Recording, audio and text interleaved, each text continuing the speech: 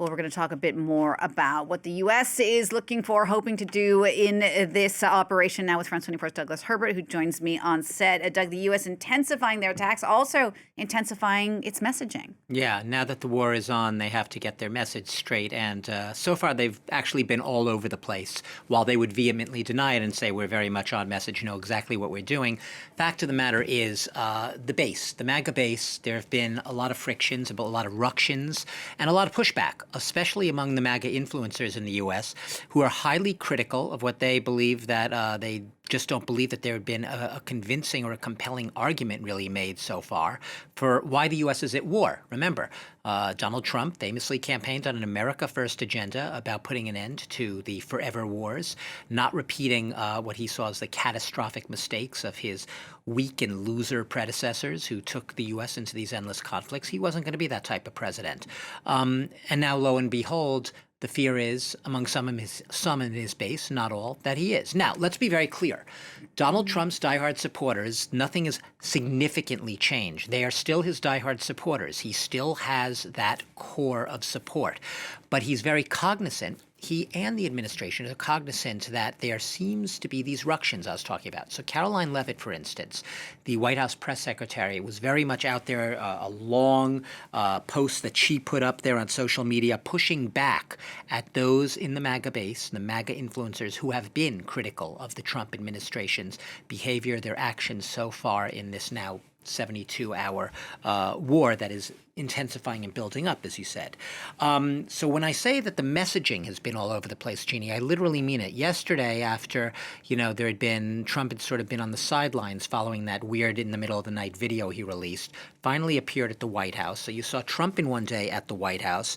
You saw, meanwhile, J.D. Vance, who is famous for being fiercely opposed in the past to Iran wars and wars of any kind. He was a real MAGA America First type. He went onto Fox News, sort of trotting out the administration line, but not with that much enthusiasm. It wasn't really him speaking. He was really repeating Trump's line. Trump, after all, is his boss. You had Marco Rubio, the Secretary of State. He was on Capitol Hill yesterday, alongside also the House Speaker, Mike Johnson, and they were also trying to message. Everyone's trying to hunker down, double down on the positive message. They all know what they're doing, but do they? Because the messages, depending on who you spoke to, and Trump himself was all over the media. I think there were 19 different media phone calls and call-ins with different news outlets yesterday, during which the message varied according to who was being spoken to at what time. So either the war was about regime change, or the war was about giving the people of Iran the power to rise up and free themselves and claim their own government.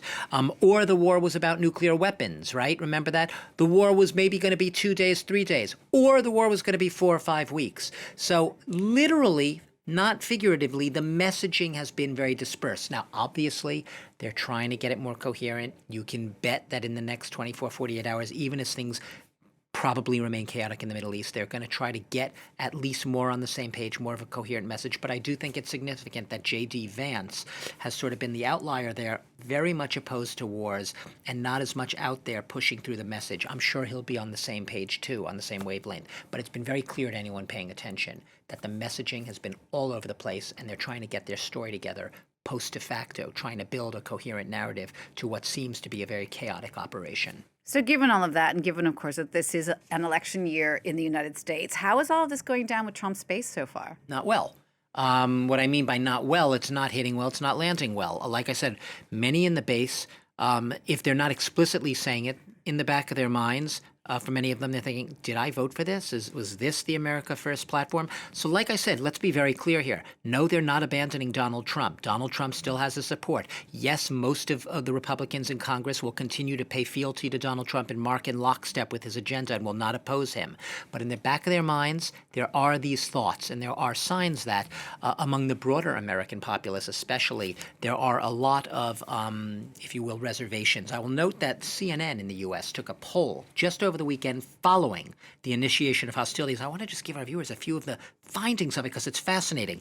59% of all Americans disapprove of the attack. 60% of Americans don't believe Donald Trump has a clear plan for handling the situation. 62% say Trump should get congressional approval, 62% for any further military action. 27% think that Trump did not make enough of an effort at diplomacy before launching strikes. Those are just some numbers. Now, yes, you'll say that's the broad American populace. Obviously, it includes a lot of Democrats who can't stand Donald Trump. If you look more broadly at Republicans, sure, more Republicans by a vast margin will approve and do approve of what Donald Trump is doing, whether blindly or not, willfully, coherently. 77% of Republicans do approve. Might that change? Sure, it might. These are early days, literally, not because I'm saying it. Donald Trump says it. He says that the biggest actions are yet to come, which would imply yet more uncertainty lying ahead. Anyone who tells you today that they know what's in store in the next day, next week, even the next month, is probably making it up and winging it. So watch this space as American public opinion. It is volatile, it's on a tripwire, and it could change on a dime. Doug, thanks for that. France 24's Douglas Herbert.